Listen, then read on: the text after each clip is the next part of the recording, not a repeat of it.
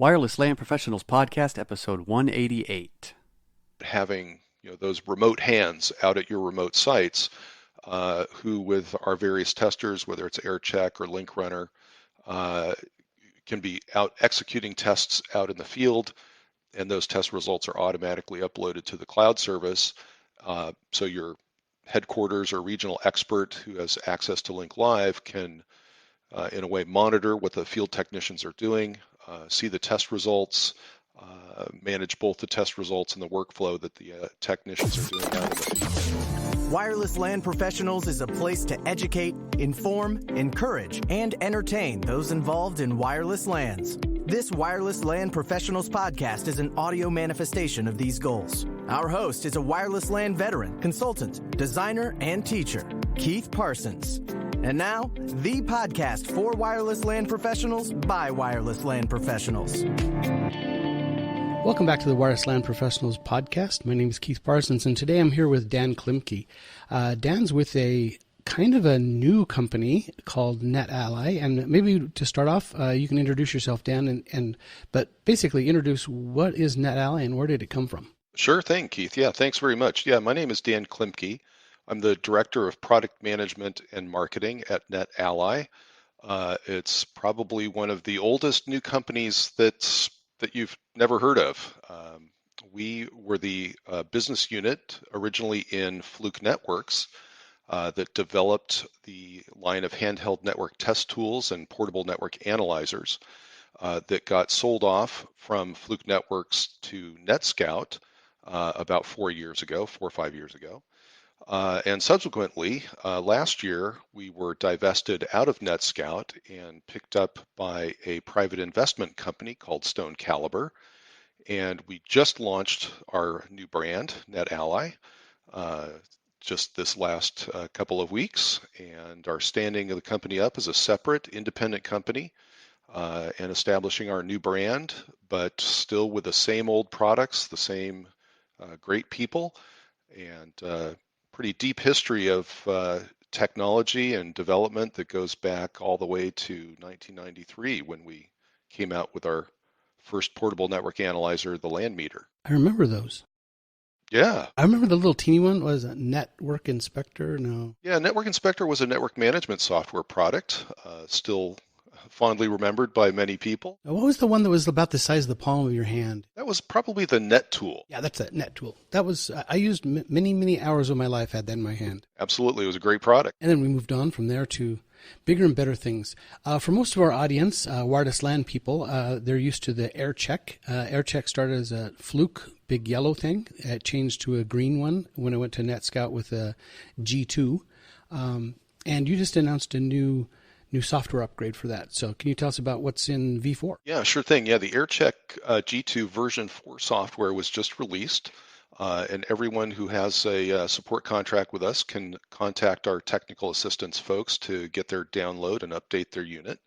But a few cool things in that product, that release for the product, we've added Wi-Fi 6, 11AX visibility, so we now can see some details about 11AX networks. We've upgraded the channel utilization view to provide a combined view of channel utilization that's both 802.11 and non-802.11 utilization into a single graph. Makes it more quicker and more easy to understand how busy a particular channel might be. Then also, as you know, we've got the ability to do iPerf testing through the wireless LAN to our pocket iPerf tester called the Test Accessory. That's been a really handy tool for folks to validate performance from the wireless LAN into the wired network. And the pocket iPerf server is a handy tool because it's all pre-configured. You don't have to do anything to configure an iPerf server. Just target that hardware device. But with version 4 now, we're getting the iPerf test results uploaded to our cloud service, which is called Link Live.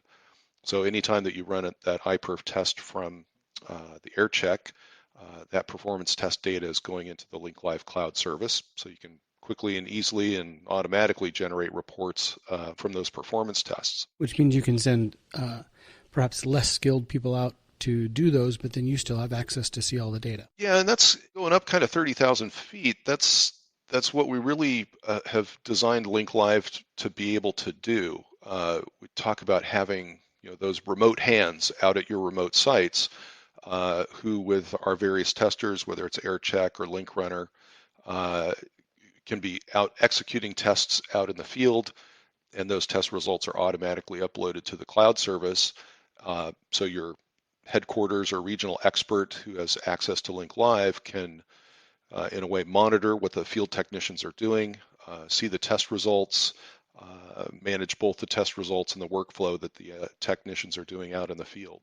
So yeah, very, very handy service. I also like it that the technicians themselves, even though they're the less skilled hands, every time they run one of these, they get to see the information coming across, and it's a good way for them to continue to learn and update their skills, especially if they go back and ask the question, hey, what was this one about? How come this did there? And they can use the simple tools that are in their hands to help train them to do the more complex things. Absolutely. Applaud you for helping in that little path, helping everyone along the way. You got it. Which is good. So AirCheck G2 has new V4 with some new features. Any new features to Link Live? Well, and it's specific to AirCheck V4 at this point, but we're adding in some capabilities in Link Live to do what we're calling analysis. And that essentially is a way of using Link Live and the filtering function that we have in Link Live to be able to parse through test results more easily, and thereby having better visibility into what's happening in the wireless LAN, for example. So with AirCheck, we have a data file we call the session file, and that session file is now uploaded into Link Live, and the additional capability we have is to parse that session file so that you can examine the connection log files, the roaming log files, and also just the Wi-Fi analysis to see utilization by channel, the number of clients, number of APs, the kind of interferers that are present on each channel, and that, if you will, that centrally located engineer can now use that analyze function in Link Live to more easily parse through that data to identify any potential problems or issues that need to be addressed. Is there a way that can be? I haven't played with the new Link Live feature yet. Can that remote person set up groupings? Are those categorized in that group that you just mentioned, like by location, by date? Yeah, we use essentially labeling is the way that you can create groups, and that labeling can be nested and grouped together to provide any sort of logical organization of the data that you wish. Oh, kind of like labeling in Gmail. Absolutely. That's always nice to have something that you can relate to as you come back to that. Yeah, and just like in Gmail, you just X out the labels that you don't want to use, which gives you the flexibility to sort and group as you wish. That's a very quick and easy technique to pull that off. I'm glad you did that. So back up a little bit. So netAlly has which of the original tools that we've learned to love over the years that started at Fluke and then went to NetScout? What's in the netAlly portfolio right now? Right. And a great way where I like to start with is actually go back to our original divestiture from Fluke to netAlly, Fluke to NetScout. And the division that we had at that time was the media test, the copper and fiber cable test and certification, that stayed with Fluke Networks. So our old friends and coworkers who are still there at Fluke Networks are there selling the copper and fiber certification tools, tools like Cable IQ and Microscanner, and they continue to be primarily focused on the cable installer market and the service provider market, and also enterprise customers who need physical layer media test level testing. What spun off to NetScout and then coming with us to netAlly are all of the quote, network test tools. So that's working from the bottom up, Link Sprinter, Link Runner, Link Runner AT, and Link Runner G2. The G2 Link Runner was released under the NetScout brand. And that's the one that runs on Android, right? Exactly right, yes. And then the AirCheck and the OneTouch were the remaining parts of the product line, and then along with the Link Live cloud service. Did any of those stay with NetScout? None of the handheld tools stayed with NetScout. However, many people may be familiar with the OptiView product line. Prior to my current assignment as the Director of Marketing, I was the product manager for the OptiView product line for a number of years. That has stayed behind with NetScout. It's kind of handheld. It is. 2 hands. You just need 2 hands. 2 hands are nested in your arm. Maybe not necessarily a handheld, but it was a great experience being the product manager for OptiView, an incredibly powerful product. But it just didn't fit with the portfolio that we're carrying with netAlly. I'm a little, I don't know if concern's the right word, just thinking about how much of the code base and the logic and the IP underneath those are consistent between like the Link Runner AT and the OptiView, or are those pretty separate? Those are pretty separate. Link Runner AT is very much a layer 1, layer 2 tool. OptiView had a lot of layer 3 and up capabilities in terms of network discovery, and that's where we make a connection with our DNA in the past, is our discovery, what we called our discovery library, our DNA of how to talk to devices using SNMP and various other communications methods to get information from the infrastructure. That technology has carried over into netAlly. Some of that is in the OneTouch product, and some is going to be used for our product roadmap and future products to be announced. Oh, we always like hearing future products to be announced. Well, not that you have to tell us, just that they're coming along. I guess that's what we're all in this business for, is to try the new things that come out. You got it. And yeah, we've got a sizable team of engineers who've been working on product development straight through since the divestiture from NetScout, and we've got a robust roadmap and have some exciting things that we're going to be talking about in the not too distant future. So what was feel free to not answer this, what was the delay from NetScout to Stone Caliber to netAlly? I had assumed that when it was Stone Caliber, you're still doing the same things. Or is this just a kind of a marketing launch of the new name? It really was a marketing launch of the new name, but also, as you might imagine, having done this before, that is going from Fluke Networks to NetScout, our team learned some tough lessons about what it means to carve out a business unit and plug it into another company. On the plus side at that time, that move from Fluke Networks to NetScout, we were moving from one corporate set of systems into a new corporate set of systems. So we simply had to adapt, using our version of Salesforce and our version of our ERP Oracle systems at Fluke Networks. We simply had to plug into the NetScout version of those systems. The challenge with becoming an independent company, and this is what's kind of different under Stone Caliber, we are completely independent. There is no corporate parent that we are a part of. At Fluke Networks, we were part of the whole Danaher organization. Danaher was a very large, essentially a holding company that had somewhere in the neighborhood, I forget, 85 to 100 plus companies.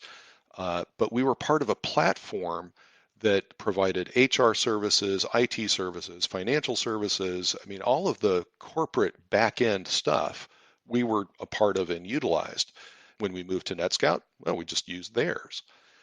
But it's different under Stone Caliber because we're not a part of a corporate structure. We are becoming a standalone company with our own HR, our own IT, our own finance, our own everything. And that kind of a carve out is a significant logistical undertaking. And so it's taken us, we announced the divestiture September 14th last year. And it's basically taken us the last year to put all of those systems and processes in place to develop the branding and the rebranding of the product line in order to be a new company. During this entire time, you could buy G2s and Link Runners. Yeah, under the NetScout brand name. That's right. Yeah, NetScout was kind of nice and made it a smooth transition. They just didn't throw you out to the curb. Absolutely. They've provided fantastic support for us, and I've got nothing but great things to say about the kind of support that NetScout has given us to be successful. And that really is the sentiment that was behind the divestiture in the first place. The management team at NetScout realized that we were very different business from the NetScout business. And NetScout's core business is the whole business of performance and services management. Their Ingenious product line is one of the flagship premier products for overall security and business services in IT around the world today. And that's, as a system, it's a much different kind of a product than our portable individual handheld tools. And we just could not be able to do what we needed to do to be successful in the marketplace without kind of stepping on the toes of the Ingenious business in a way. It was just a very bit different business model. And so they recognized that that was the case, and they wanted us to have every chance to be successful. And that's why they engaged in the divestiture in the first place. And in this transition from Stone Caliber, we've gotten all the help we needed to be able to stand up on our own. So as netAlly, are you still using the same channel partners to sell through? Or are you going direct? Or are you going only channel? What's the kind of go-to-market strategy? Yeah, the channel partner ecosystem that we're using in netAlly is primarily the same. Probably maybe a little smaller subset of partners more reliant on master distributors than maybe we were in the past, but it is 100% channel focused. Absolutely want to set up a mutually beneficial partner ecosystem where we can help our partners expand their business by including handheld tools in the solutions that they offer. And our partners have always been a key part of how we reach customers in local markets. We talked about AirCheck. Let's go back and run up the wired side. In a previous WLPC we purchased and gave to all the attendees link sprinters. And I'm amazed that it's been years now, and I still get, oh, you can do that again? That link sprinter is fantastic. I think a link sprinter is one of those little teeny tools that you just have in your pocket or in your backpack that when you need it, it does exactly what it needs to do, and it's small and light. And when it's tied to Link Runner, it does lots of other things. Tied to Link Live. Too many links in your words. Right, a lot of links. Yeah, if it was AirLink, we would be really confused. So good that says AirCheck. It'll be Link Air is the new one. So talk a little about the wired side handhelds that you have as well. Yeah, sure. Yeah, so just to expand on that idea about Link Sprinter, one of our guiding philosophies for a long time, since back in our Fluke Networks days, was the idea of the right tool for the right job or the right person. And we recognize that everyone needs, a network analyzer, one-touch level or OptiView level of visibility into the network, when their job is simply to validate network links and connectivity. So that's why we came out with the Link Sprinter. We call it the Pocket Network Tester because it's a handy little pocket-sized tool. Essentially just links into the network, validates link, validates power over Ethernet if it's present, gets a DHCP address, validates gateway connection and connection to the internet by targeting a number of URLs or IP addresses out on the web. And then giving you some real quick indication of success or failure by the colors of the icons on the product. And then the test results can either be viewed on site by linking your phone to the Wi-Fi hotspot that's inside of the Link Sprinter, so you can see more details through your phone. And as you mentioned, those test results are also uploaded into Link Live. So got everything from basic level layer 1, layer 2 testing in the Link Sprinter on up. And so again, using that concept of right tool for the right job, Link Runner AT is the next step up. That includes more comprehensive cable testing, switch port testing and validation by looking at the LLDP frame to understand where you plugged into the network, and a few other diagnostic tools. And then a step up from that is Link Runner G2 that's capable of fully load testing high power PoE, as well as a number of other deeper diagnostics, able to do multiple VLAN detection and VLAN monitoring for the port that you're connected to. And as you mentioned, it's an Android-based tester, which allows the users to load onto the product any other handy Android apps that might be useful in your workflow. One of our customers who found that very useful, I probably shouldn't name them by name, but they're a national police force in a country north of the United States. And they found that the ability to load their trouble ticketing application onto the Link Runner as well as the ability to have their technical documentation in PDF format loaded onto the link runner, made a huge improvement in the productivity of their technicians because they're able to, using the documentation that they had on the product, they were able to just quickly look up configurations and information about the infrastructure and the documentation of the infrastructure. But having their trouble ticket app meant they could open, view, and close their trouble tickets right from the tester, and they were able to improve their trouble ticket response time using that. So that's just a quick idea about what you can do when you integrate the idea of apps with the tester, is that many other parts of your overall test and troubleshooting workflow can be handled from the tool itself. One of the reasons I use an Android, I'm an iOS guy, but I carry Android because there's a bunch of Wi-Fi tools. Does the Link Runner G2, since it does have Android, also have a Wi-Fi NIC that those apps could access? Yeah, there's an optional USB Wi-Fi adapter that you can add to the product, and then utilize those apps as well. Is that a netAlly adapter specific? No, we use an aftermarket adapter. We didn't create anything special for that. We're just using an off-the-shelf adapter for that. Just that has compatible drivers so that you can talk to it. Exactly. So we could just take a Link Runner G2 and use it for some fairly basic Wi-Fi scanning while you're on site as well. Sure, including our Air Magnet mobile app can be loaded onto the product as well. That's actually the most popular app that people have downloaded into the product, is the ability to use the Link Runner G2 to do that very basic heat mapping site survey in the palm of your hand. So very popular. So you brought up Air Magnet. There's an entire suite of Air Magnet, a family of products. Did those come over from the Air Magnet to Fluke to NetScout to netAlly? Yeah, it's a convoluted path, right?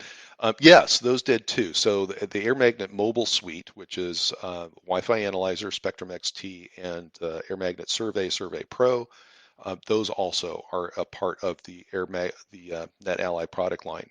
What remained behind with NetScout actually is the Air Magnet Enterprise product line.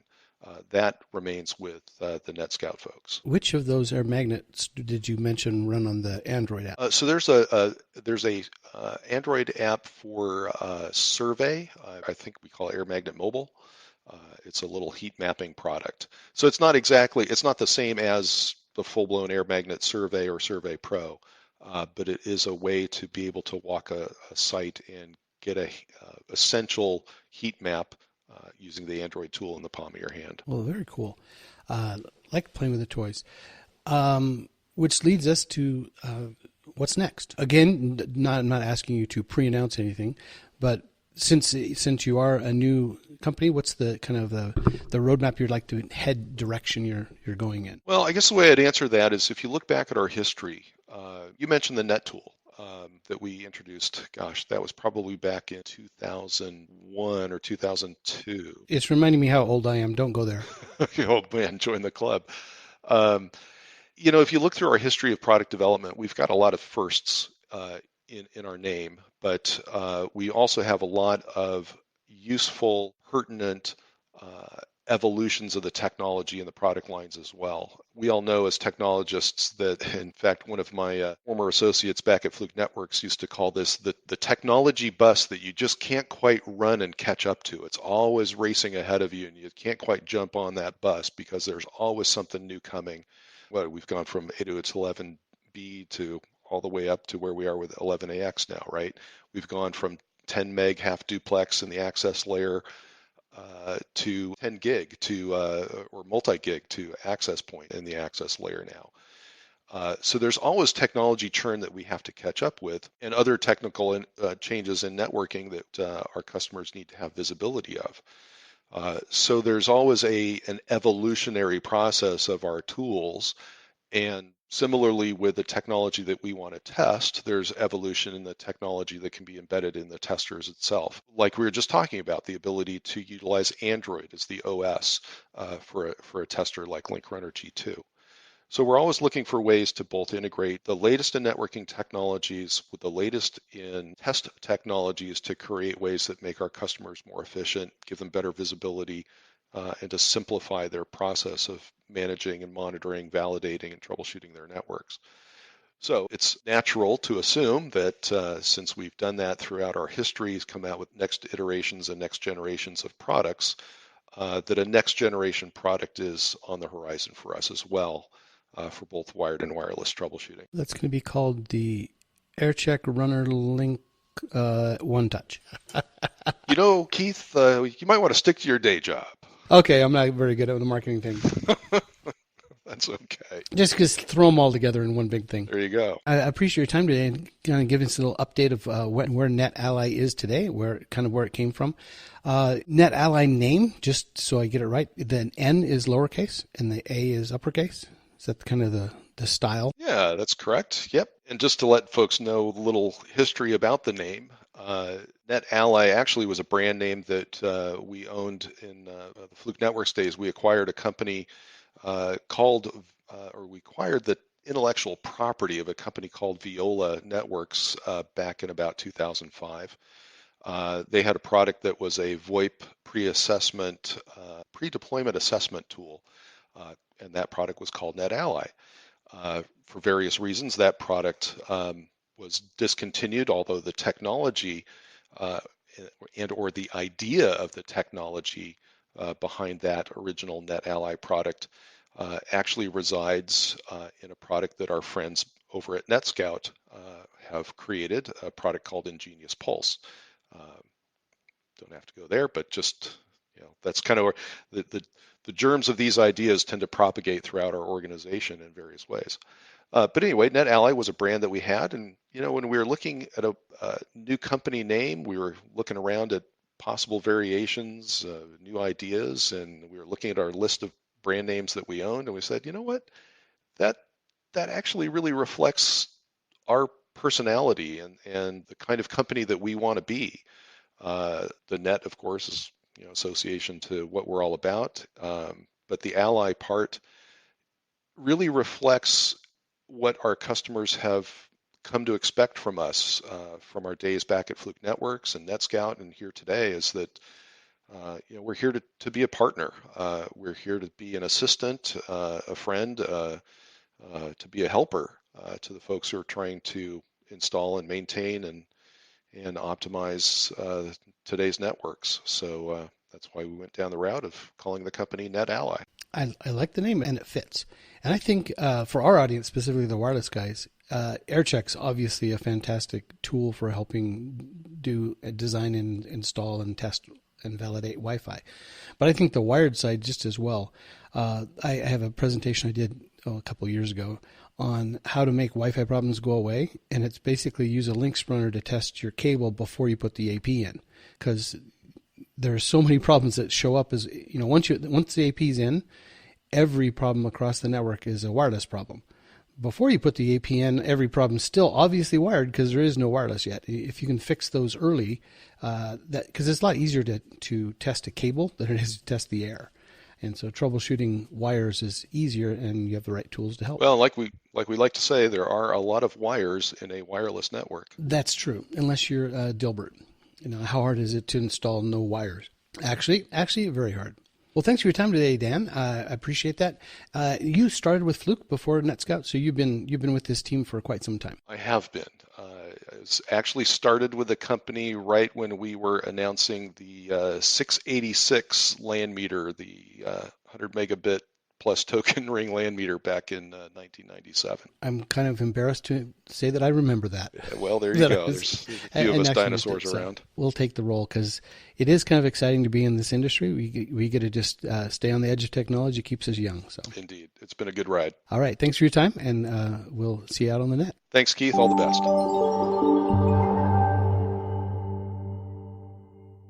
My name is Wes. I'm going to talk about Bluetooth.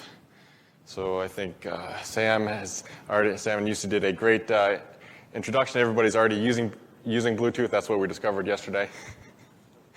For those of you that haven't considered Bluetooth for a location deployment, it's something that you should consider. I think Bluetooth is actually a very good location technology when you compare it to Wi-Fi. As Phil kind of hinted at, it does solve some of the latency issues that you get with Wi-Fi location. Anyway, so let me just talk quickly about what's new in Bluetooth. So the latest rev of Bluetooth is 5.1. That'll start coming out, mid-year kind of stuff. But its main focus is on increased location accuracy, and so this includes both angle of arrival and angle of departure implementations for improved location accuracy. They're kind of talking sub-meter accuracy. We'll see what that looks like, but just something to keep on the radar. So how do you actually design a Bluetooth location network? It's pretty simple. You just sprinkle a little bit of location dust here, a little bit of location dust there. I think that's kind of the perception, at least from my side. I don't see a lot of customers doing location designs themselves. It's usually the vendor that makes the recommendation. And so through this presentation, I kind of want to change that because I think now we have tools so that you can actually do a proper location design. So what is today's state of the art? It's basically the red cup, which is the recommendation from the vendor comes to be place an AP every X number of feet. Whether it's 45 feet, 30 feet, 50 feet, whatever the recommendation is from the vendor, this is usually what you get. So, is there a better way? I think there is. And so Ekahau recently, a few months ago, included Bluetooth design in their tool. And I think this is something that can legitimately be used for location deployments. And I actually do like the implementation, which is you design for the number of overlapping access points that, so Wi-Fi, you don't want overlap necessarily. With Bluetooth, you want tons of overlap because the more radios that you have listening or more radios that you have contributing to the location calculation, the better the location calculation will be. So let me just, for those of you that haven't actually seen, this is the Bluetooth visualization within Ekahau. You're able to just select it as the very bottom one. And if you deploy, if you place a simulated access point that has a Bluetooth radio, it'll show up in this visualization. You have basically one knob to tweak, and that is, the signal cutoff. I think the default is neg 80. For this, I changed to negative 70, neg 75, which seems to be pretty good. Pretty good for location calculations. So what's happening here is this is our missed office, and looking at this bottom right corner, right? So the visualization says there's in this corner there's only two APs that can hear each other for Bluetooth, so that for this particular use case that'll work. But what I actually want to do is compare this to actuality to see if this is a valid if you can actually use this for location design. So while I get to that, so let me just give a quick overview of how Bluetooth location generally works. Think of it like GPS. So APs are beaconing out, and a client that is running typically a mobile application will listen for all those APs, all the different beacons that come out, and report that up to the cloud to whatever the location engine may be. To perform the location calculation. So this is a real-time view of how the client is reporting back up to the location engine of how it's hearing all the beams. So I know it's kind of tough to see the numbers here, but the kind of the net here is that we're seeing two APs that are at under neg 75 dBm. Which is what Ekahau thought it would be. Kind of if we look at these APs a little bit further away, you can see neg 90, neg 88, neg 85. And so if we actually compare, right? So Ekahau said that there's two AP, you have two AP coverage at neg 75, kind of in this bottom right portion of the office, and the real world, using a real client, that matches pretty closely. So I think that Ekahau can be used for location designs, and it's particularly convenient if you're actually if you're already doing a Wi-Fi design. kind of caveats are, though, you need to understand where to place the APs. Just by having enough coverage isn't good enough for location design. The placement of the AP is actually crucial for location. If you're, depending on the area that you want, good location accuracy, it'll really vary based on the use case. For example, on the left here is a grocery store where the grocer wanted location accuracy within the aisles. So they could tell somebody, if you go halfway down, aisle 7, you'll get to, you'll get to the cereal or something like that. The other piece is most location systems, the best location happens inside of the ring of the access points. So if you imagine drawing, putting a rubber band around the perimeter of all your APs, your best location will be inside of that. Versus if you're outside of the rubber band, location accuracy can vary. So this is the point, right? You still have to know where to place the APs. The tool will just kind of tell you, do you have enough coverage to expect good location accuracy? And how about validation, right? So you do a design, that's pretty good. But when you actually validate the location design, typically, there aren't really tools for that, so you'll typically be using a vendor tool for that, or just walking around and using, if you've built an app on top of, for the location deployment, you'll be using the app or whatever it is to actually validate. So there's usually some sort of manual validation that goes into ensuring that there's, good location accuracy. So that's it for me. Thank you.